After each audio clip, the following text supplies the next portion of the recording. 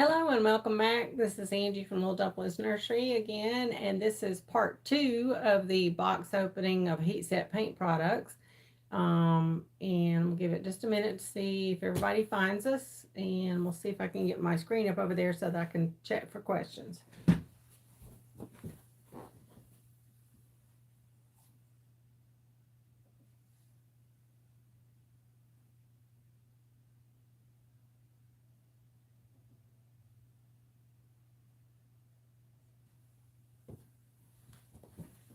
Okay. Oh, got the volume on.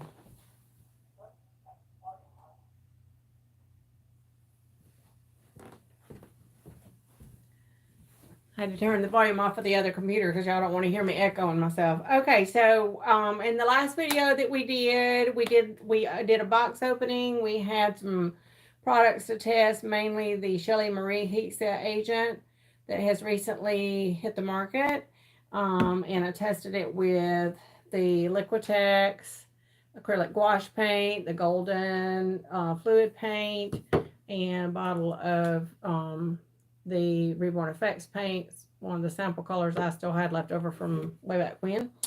And the thinner that I used in mine is the Eco House Extra Mild Citrus Thinner. So just to let me turn my camera down here onto my plate here. Okay, so here's the paints now that have been sitting since we mixed them. And this is, I wanted to show y'all what happens as they sit. They get thicker.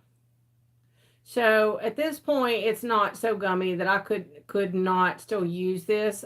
What I would do is add some more solvent to it because my solvent has started evaporating it out. But it hasn't gotten so gummy that it could not be used. That was the golden. This is the Liquitex. It's a little thicker, needs to be mixed a little more. The golden, I'm sorry, the Liquitex paint is just a thicker paint to start with, so I could have feasibly added more thinner to it, but I was trying to use about the same amount in each one, and then I don't have another brush. I'm just going to re-stick this one over here, but this is the last one I did with the Reborn Effects paint, and it's also a little bit thicker. So all of these, though, are still where I could add some more solvent and keep painting. Like I said, Shelly Marie told me you have about an hour's time that you can use before the acrylic products in them starts getting too gummy to use. So even though we're adding the heat set agent and solvents, making them where we can heat set them, they are still, because we're working with the acrylic paint, they are still going to do like acrylic paints do on a palette and start drying out after a period of time. So keep that in mind. Also, I didn't mention this in the other video, but this product can also be used with your regular Genesis heat set paints, and your new formula Genesis heat set paints that are saying they have a different heating temperature. They're saying heat them at no higher than 180, I believe they're saying. Something like that. I'd have to go back and look. I haven't pursued that yet. But anyway, if you add this to your Genesis new formula, this will convert it to where you can then heat it at 265 degrees for 8 or 9 minutes, just like you normally do. So this is a way to fix that issue. I have not asked Shelly Marie if this can be added to the new Genesis varnish mixes or new Genesis thinning medium mixes. That is a question I have not asked her, so I need to ask that and find that out. And I have not tried this with anybody else's products like that has come out with any other heat set products to see if it makes other people's products better. I have not tried that either. That is another something people can test. And then Shelly Marie's going to be, they're going to video they're going to be coming out with a little bit later where she shows some other things that you can mix it with, like pan pastels and whatnot, and that works too.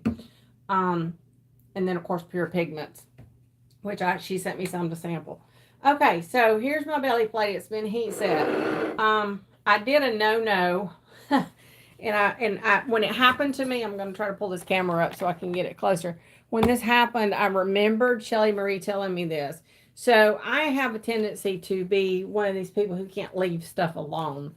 And so let me reiterate this. I'm going to try to tilt this because I've got a bright let me see if I turn my overhead light off now that the sun's come up more. Maybe y'all can see this.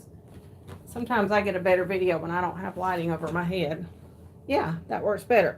Okay, so this right here is the, started out with the golden violet oxide and mixed it with a heating agent and added my citrus thinner. This one, and that's where I have a boo-boo, and I'll explain what I did to it. That is where I mixed it with the Liquitex acrylic wash. And then up here is where I mixed it with the Reborn Effects paint. So if you squeeze these, nothing cracks. Nothing's looking like it's going to peel. If you feel these, they are nice. They're very smooth. It's like the paint color became one with the vinyl. So they're very nice. This one is blotchy, and you're like, well, why is that blotchy? Well, that's my fault.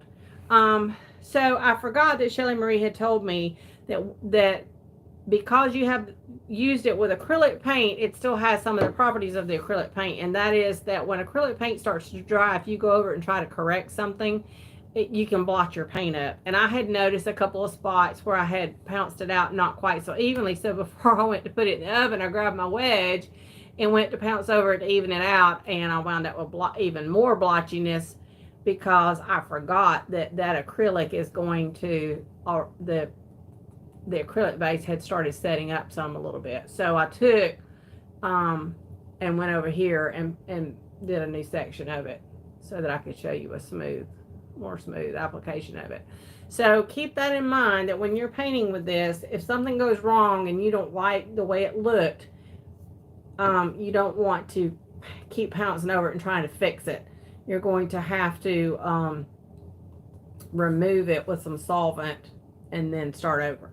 But that is because in this particular application, the product was being mixed with air dry paint. So that is one thing you still want to be aware of, is you don't want to over pounce it or go back and try to pounce over it after it started to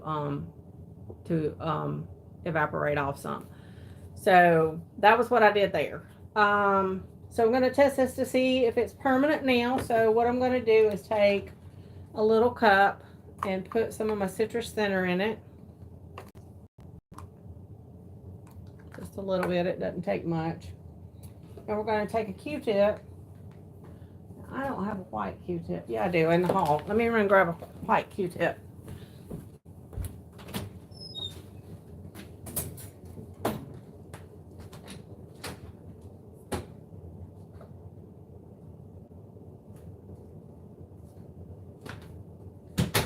Sure, you're probably thinking, why does she have Q-tips in the hall? But what I meant to say was hall closet. So the ones that I have here that I paint with that are the pointing ones, the Q-tip color is pink, but these are white tip. Okay, so I'm going to dip it in the solvent, and then we're going to go down here where we started with the golden paint first, and I'm going to rub it.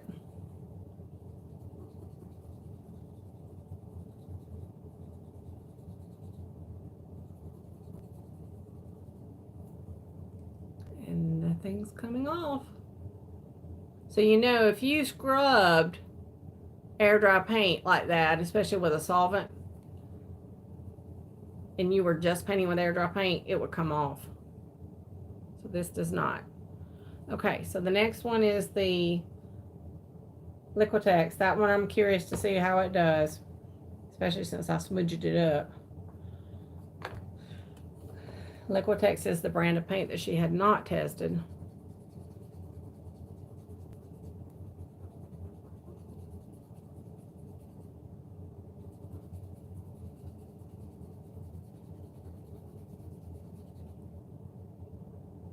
So no color.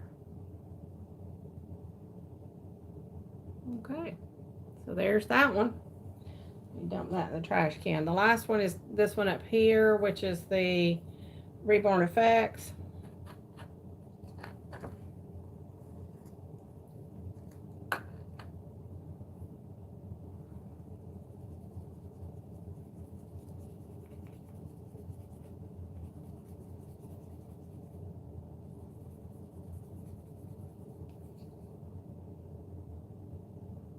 and no color transfer. So they are permanent. So that is a way to have your air dry paints permanently set very quickly just by heating it, by adding this product to it and heating it. And it does make them more transparent as well. Um, so that is really neat. That is really neat. Um, I would still varnish them just because I'm a big believer in varnishing everything because you never know what your customer is going to do.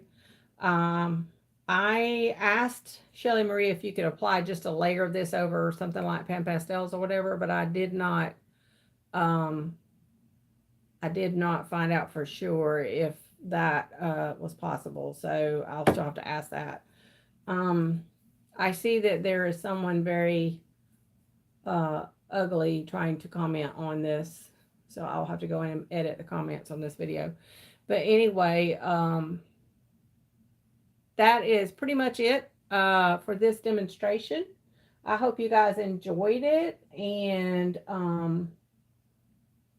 any questions you may have, you can send them to me either on my Facebook page or to littledumplings@gmail.com.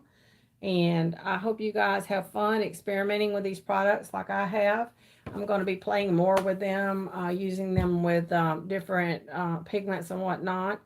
I'm also really excited that they do work with my citrus thinner.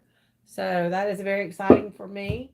And y'all have a great one, and I'll catch you next time. Bye.